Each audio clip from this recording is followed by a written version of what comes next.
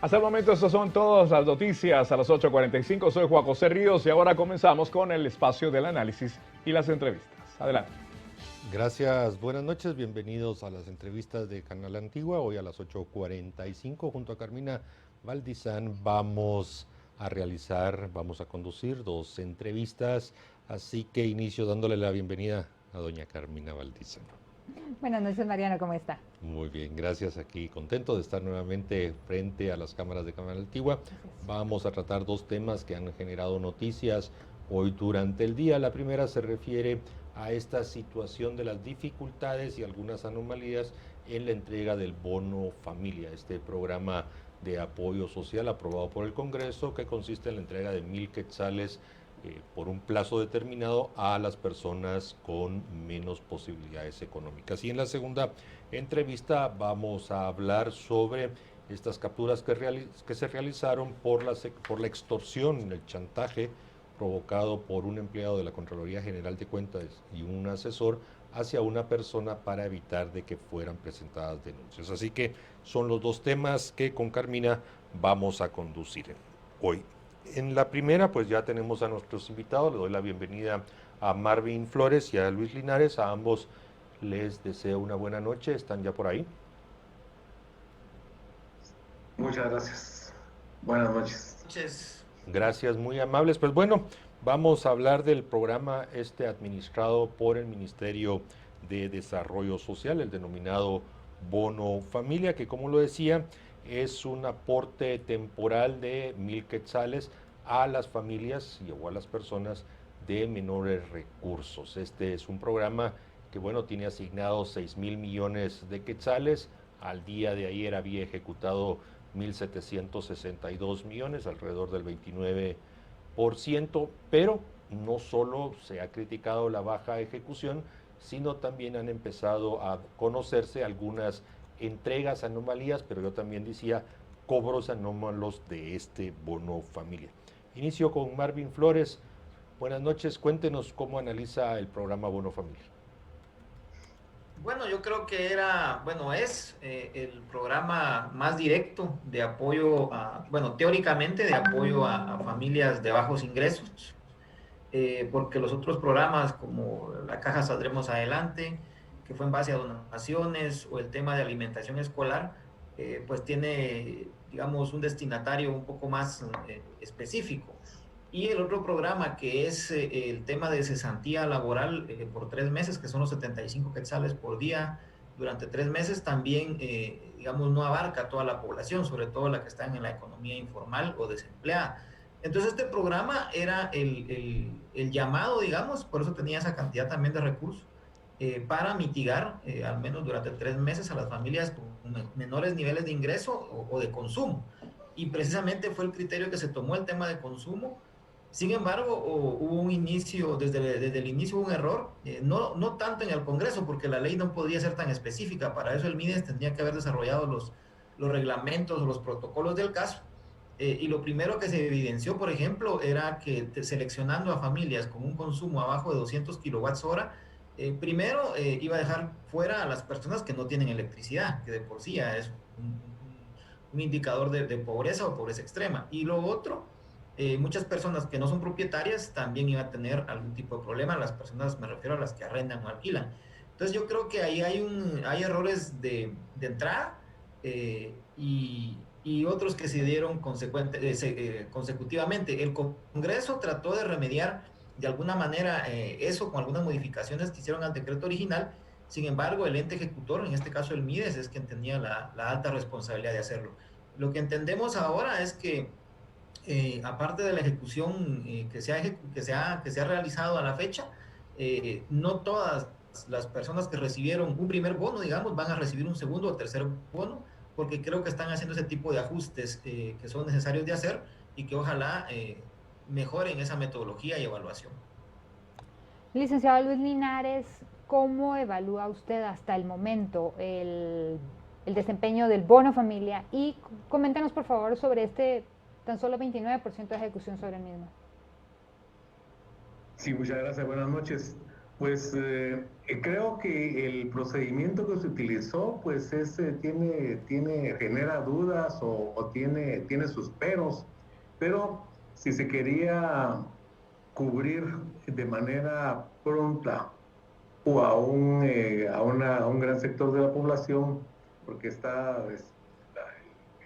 grupo meta son 2 millones de familias, pues quizás no había otro camino más que el de la factura de energía eléctrica, porque el MIDES, lamentablemente, después de tantos años de manejar transferencias condicionadas y otra serie de aportes que se entregan a familias en situación de pobreza o al Ministerio de Cultura también, pues no han logrado sistematizar e integrar una base de datos de posibles beneficiarios que ya desde su creación hace 8 años debe tenerla. Entonces, no había más, creo que muy pocas opciones o alternativas a este procedimiento. Pero, como decía Marvin, esto no tuvieron la iniciativa del Ministerio de Desarrollo de conversar con el diputados al Congreso o los diputados también de hacerlo con el Ministerio de Desarrollo para buscar dentro de ese procedimiento cómo evitar que hubiera beneficio o que recibieran los beneficios personas que no son necesitadas y por otro lado lo recibieran a quienes no son usuarios de energía eléctrica. Y, por ejemplo, está la limitación a personas que tienen contratos administrativos con el sector público, o sea, los contratos 029, 185, pero no están los contratistas del Estado.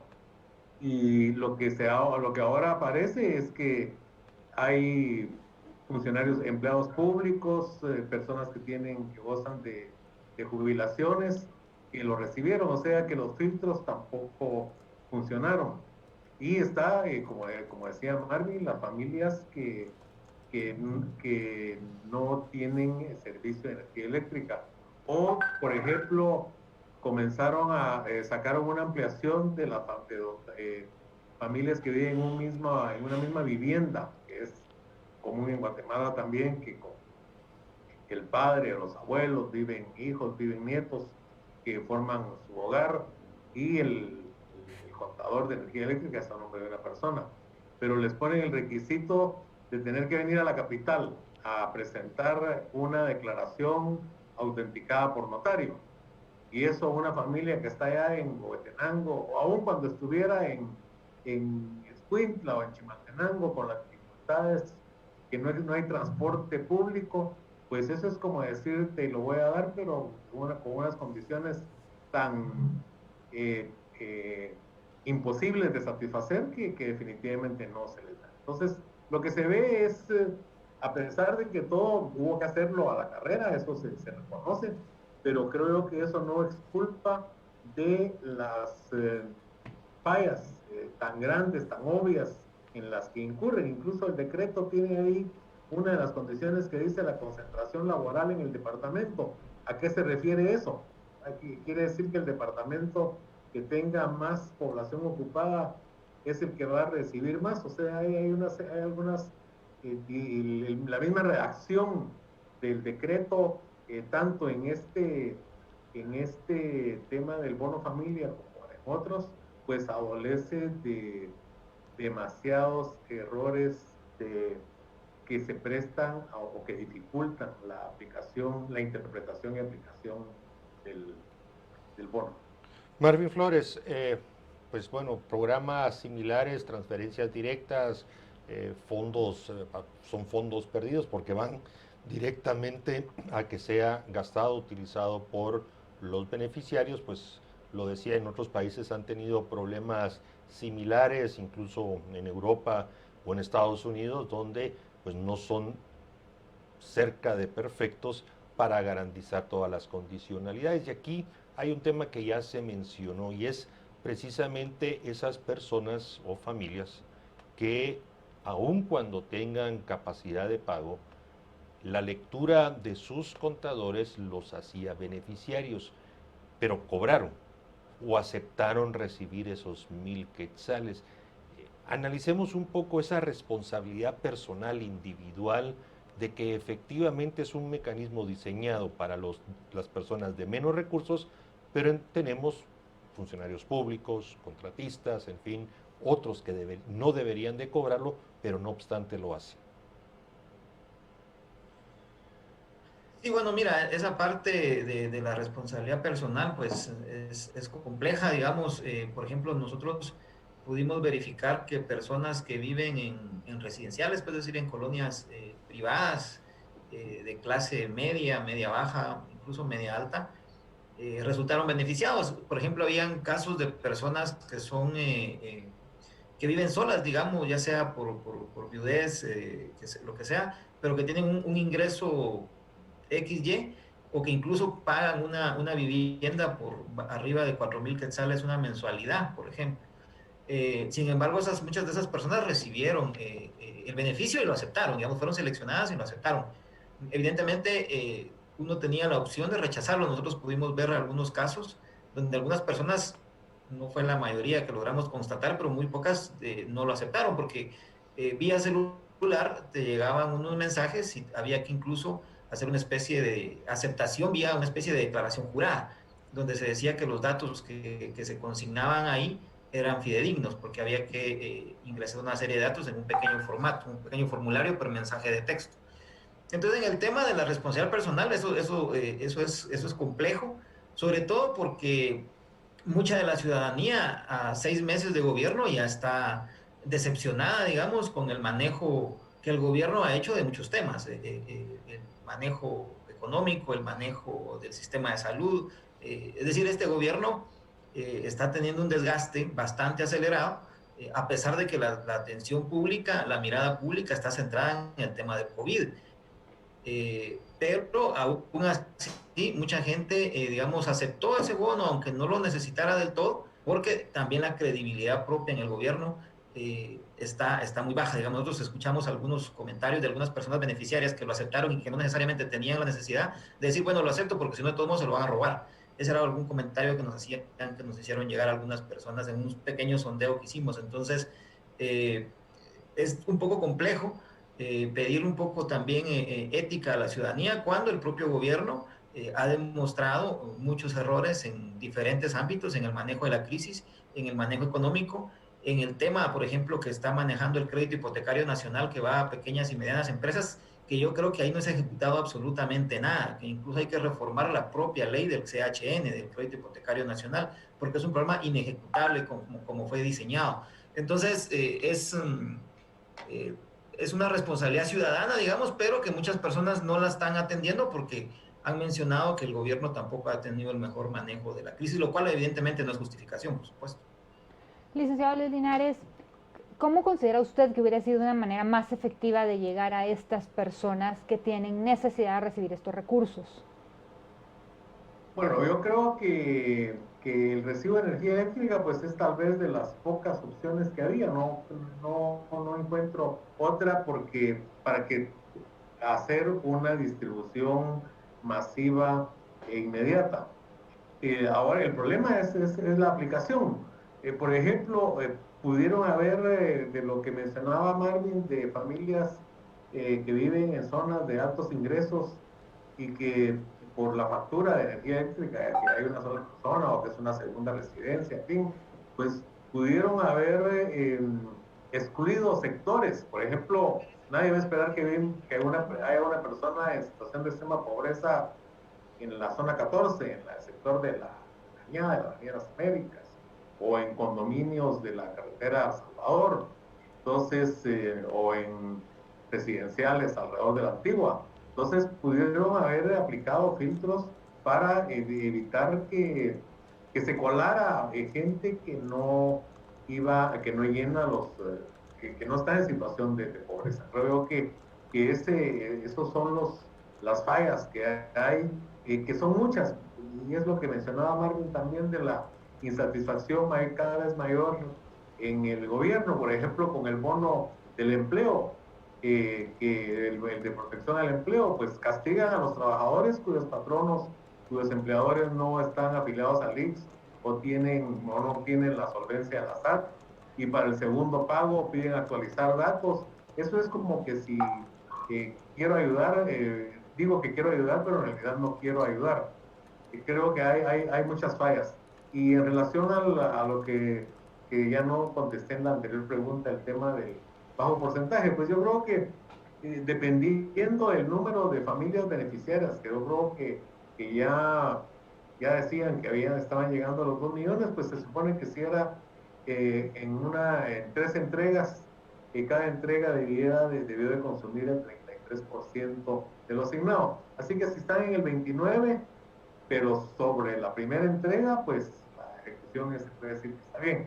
Ahora, si ya están en la segunda entrega y todavía van con el 29%, quiere decir que el proceso es sumamente lento y no considera la grave situación que enfrentan muchísimas familias, porque lo vemos en las calles también, las banderas blancas, y la gente no es como dijo en una ocasión el gobernante, son acarreados, pues eso es gente que llega a colocarse en donde encuentra la oportunidad de, por el paso de vehículos y personas, de obtener algunos centavos, unas monedas para por lo menos el pan y las tortillas. Entonces no se trata también de que los descalifique el gobernante. Estamos, Marvin Flores, y aquí quisiera, ustedes le dan, que nos ampliara la información. Ustedes están dándole un seguimiento más detallado a la ejecución de este programa Bono Familia y entendemos también de otros programas de apoyo. Pero si, manteniéndonos en el Bono Familia, entendemos de que para estos días se reactivaría el programa después de hacer algunos ajustes, después de adaptar las bases de datos, después de las reformas que le hizo el Congreso al decreto original.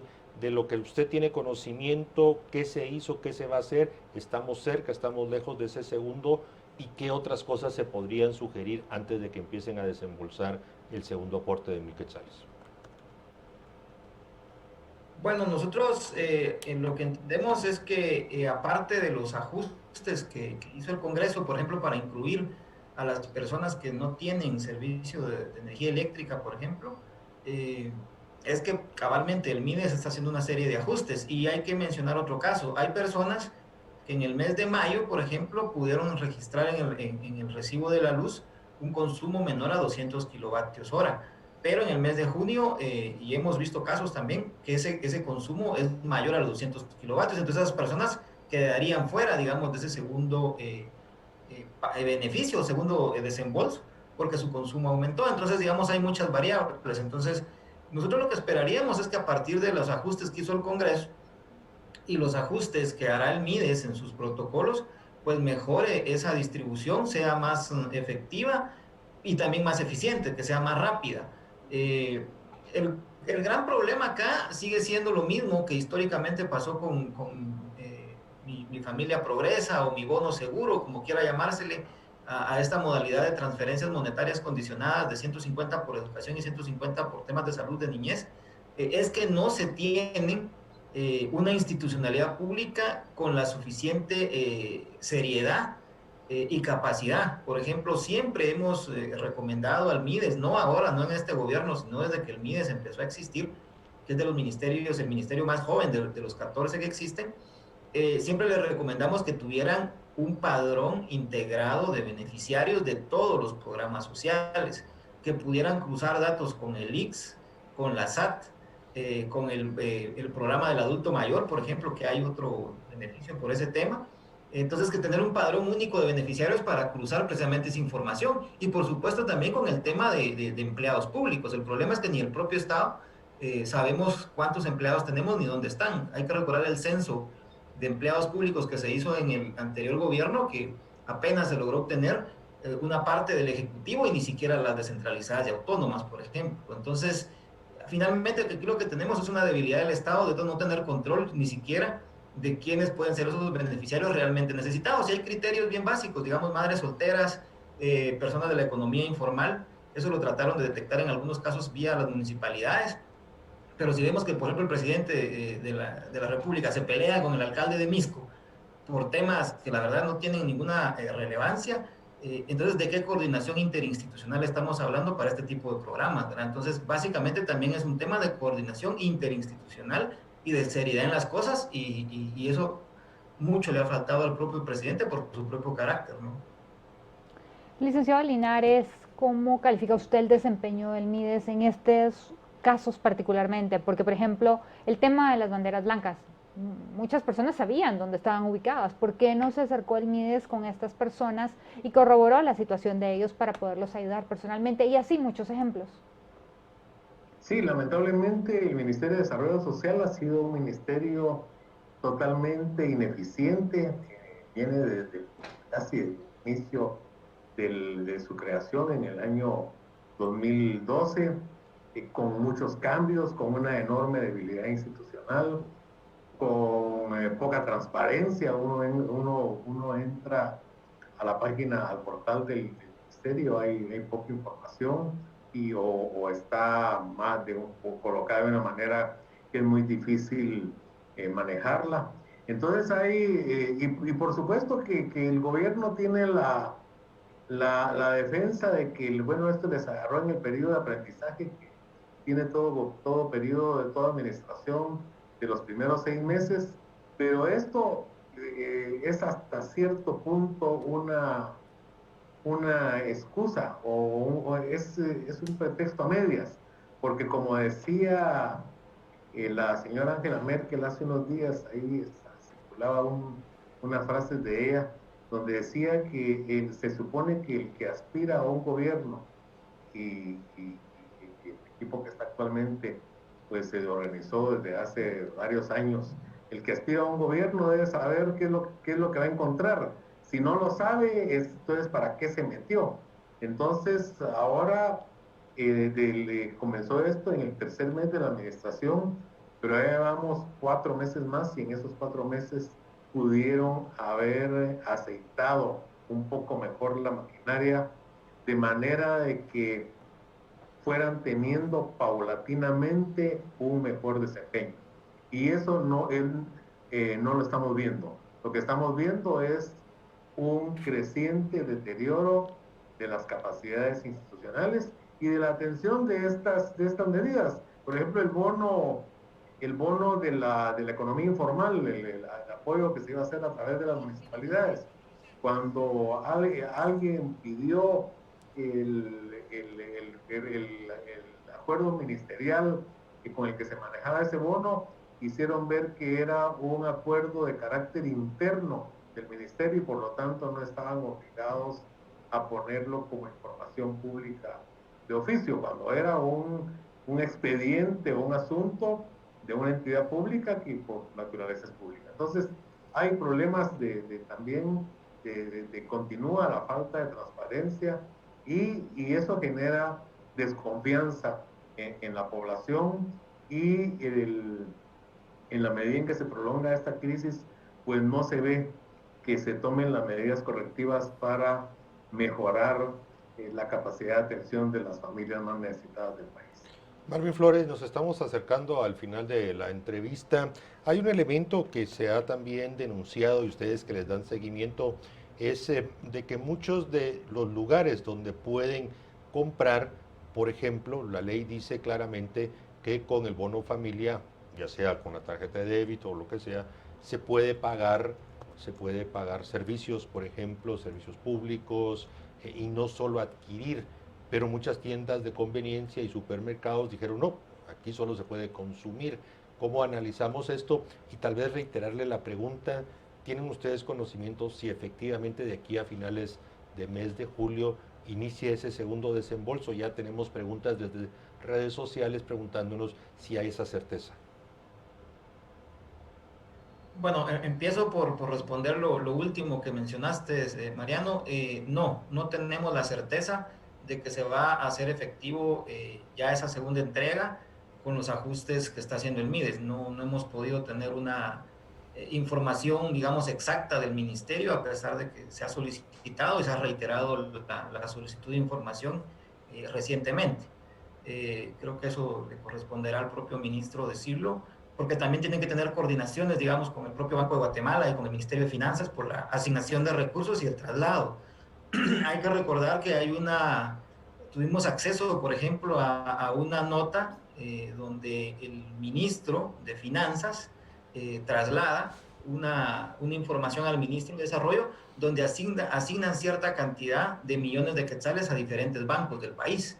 Eso está dividido por cuántos millones le dieron a cada banco, por ejemplo. Entonces, esa es una nota, es algo que circuló de alguna forma no muy profusamente en redes sociales, pero que circuló. Entonces, hay una serie de procesos que tienen que agotar más allá de los filtros que están haciendo. Y lo otro que preguntaba, sí, efectivamente, también pudimos constatar eso, que muchas tiendas de conveniencia, supermercados, te mandan para hacer débitos para consumo, pero no para pago de servicios. Para pago de servicios normalmente la gente tenía que ir a un cajero automático, ingresar ese código, retirar el dinero, parcial o totalmente los 1,000 quetzales y ya hacer sus pagos. Entonces, pero eso creo que ya es un tema más de procedimientos. Nosotros ahí no pudimos verificar algún tipo de anomalía. En cualquier caso, le corresponderá al propio MIDES establecer si hay algún tipo de sanción en ese caso o a la propia DIAC o si hay algún tema de coordinación en ese sentido. Bien, agradecemos a Marvin Flores y a Luis Linares que nos hayan acompañado esta noche y dado su opinión sobre el bono familia. Bueno, Carmina, quedan ahí esas dudas. Muchas gracias a ustedes. Muy feliz noche. Sobre si va a reiniciar el pago, de ese segundo pago que está pendiente. Y si hicieron los ajustes y cuáles fueron. Así es, así que, correcto. Bueno, hay expectativa al respecto. Mientras producción nos prepara la segunda entrevista, vamos a hacer una breve pausa, los esperamos, recordándoles que vamos a hablar sobre el tema de las 2 capturas que se realizaron hoy por la extorsión chantaje por parte de un asesor y un funcionario de la Contraloría General de Cuentas hacia un exfuncionario o funcionario público, eso lo sabremos, amenazándolo de presentar denuncias si no les pagaba 25,000 quetzales. Los esperamos.